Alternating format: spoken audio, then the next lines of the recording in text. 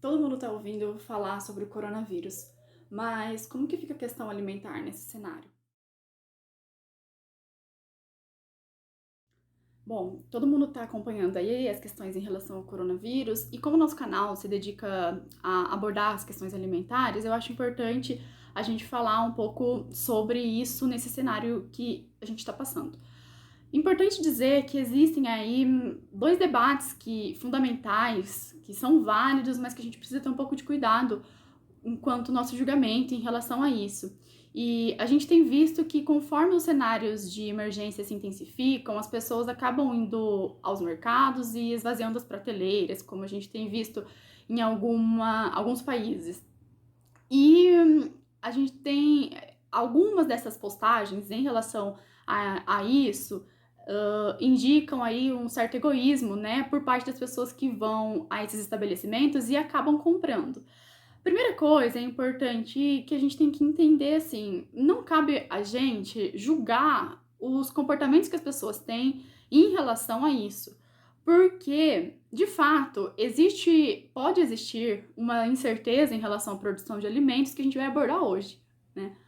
Mas, além disso, existe também uma questão muito importante que cada pessoa tem um estado psicológico e emocional diferente do nosso. E as pessoas lidam com essas necessidades de formas diferentes. Contudo, vale ressaltar que isso não significa que eu não deva me importar com o próximo que pode vir ao estabelecimento depois de mim. Porque, apesar da minha pessoa ou da minha família ter disponibilidade de tempo e de dinheiro para comprar o que precisa para os próximos 15 dias, não necessariamente todas as pessoas ou todas as famílias tenham a mesma disponibilidade. Então, é necessário fazer essa ponderação para a gente também entender a nossa responsabilidade enquanto sociedade. Não estamos sozinhos e não adianta só a minha família sobreviver. A gente precisa ter noção do quanto é importante a ingestão de alimentos adequados e o quanto é importante que mais pessoas ingiram os alimentos, possam ingerir os alimentos adequados. Nesse sentido, aí vale a gente lembrar do lance do mercado, né?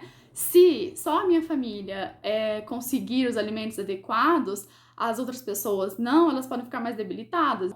Contudo, extremamente fundamental lembrar que só a ingestão de alimentos adequados não é o necessário. A gente precisa também da principal medida preventiva que as organizações de saúde vêm recomendando, que é o isolamento social. Então, é extremamente fundamental lembrar disso, o isolamento social e as recomendações de higiene que as organizações também vêm recomendando. Agora, entrando no assunto propriamente do vídeo, que é a questão da possibilidade de incerteza sobre o mercado internacional de alimentos.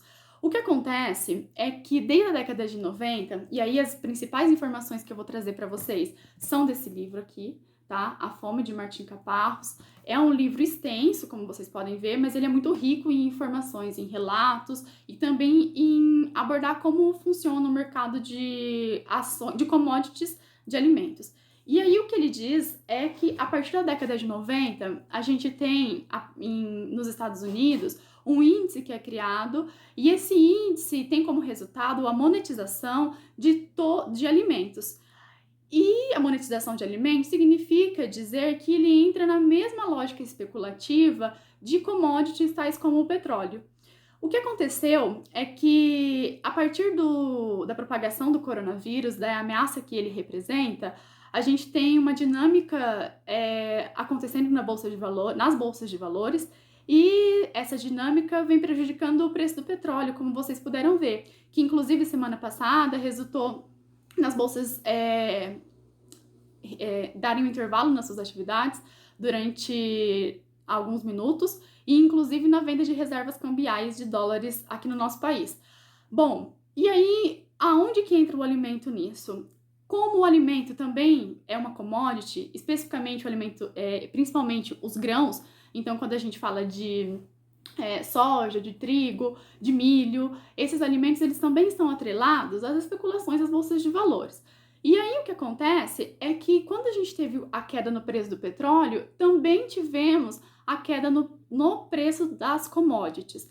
E isso gera incerteza no mercado. Então, por exemplo, várias notícias, eu vou colocá-las para vocês na descrição do vídeo, trazem algumas informações sobre como o mercado de commodities alimentares vem se comportando, principalmente a partir da queda do preço do petróleo, resultado aí, né, de algumas relações internacionais que tentaram ser firmadas para não ter o mercado de petróleo tão prejudicado a partir do coronavírus. E aí o que acontece é que é importante a gente entender uma coisa. Bom, primeiro, a gente tem que entender que as pessoas, né, quanto maior a propagação do vírus nós estivermos acompanhando, ou seja, quanto menos nós nos cuidarmos, maiores incertezas em relação à produção de alimentos ou em relação ao preço de alimentos podemos ter. Aqui, a nível nacional, existem algumas notícias que colocam que não haverá preocupações em relação a isso. Mas, por exemplo, a nível internacional, a gente já tem países que estão notando preços maiores em alguns gêneros alimentícios, tipo o arroz na Tailândia, que chegou a $495 a tonelada, maior preço desde 2013. Então, e no Vietnã também tem uma preocupação com a questão do arroz. Então, e a China, por exemplo, logo no final de janeiro, dia 30 de janeiro, a China solicitou ao setor agropecuário que aumentasse a sua produção de alimentos exatamente com medo da possibilidade de diminuição no abastecimento. Isso é fundamental. E nessa semana, no início dessa semana, saiu uma notícia de que a JBS e a Minerva Foods estavam avaliando a possibilidade de férias coletivas para os funcionários devido à possibilidade de diminuir a produção de alimentos. Para quem não sabe, as empresas são ligadas ao ramo de bovinos, suínos, frangos e alimentos processados. E a alegação da reportagem é que não voltaram os containers da China. Contudo, é importante entender que em cenários de instabilidade, ainda mais a nível mundial, os alimentos também entram nessa questão. E aí, não é legal nem um aumento dos preços dos alimentos e nem uma queda muito grande. Por quê? Se a gente tem um aumento do preço dos alimentos associado ao aumento das ações, das safras, pode existir gente que não vai conseguir comprar. Do mesmo modo, se eu tenho uma queda muito, muito, muito acentuada e os alimentos ficam muito baratos a nível internacional, a gente pode ter produtores locais sendo prejudicados. Porque se os alimentos internacionais, né, se as safras ficam muito abaixo da produção, em relação ao valor da produção, o que a gente tem, na verdade, são os produtores locais não conseguindo acompanhar esses preços. E aí a gente pode ter problemáticas, né? Os produtores locais pararem de produzir e aí gera uma dependência muito grande à compra de produtos internacionais. E isso é complicado, porque os produtos internacionais, eles estão exatamente sujeitos a essa dinâmica especulativa das bolsas de valores. Uma outra coisa muito importante também de ser dita é que dentre essas notícias que eu vou colocar para vocês, a nível nacional ainda não há nenhuma, a não ser essa questão da JBS, da Minerva, ainda não há nenhuma preocupação em relação à possibilidade de diminuição na produção de alimentos, nem nada do tipo.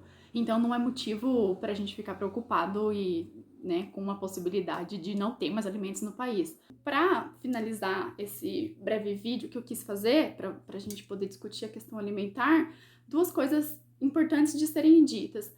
A primeira delas é de que quanto maior a propagação do vírus, maior possibilidade de incertezas, tanto para alta quanto para queda no mercado internacional de alimentos.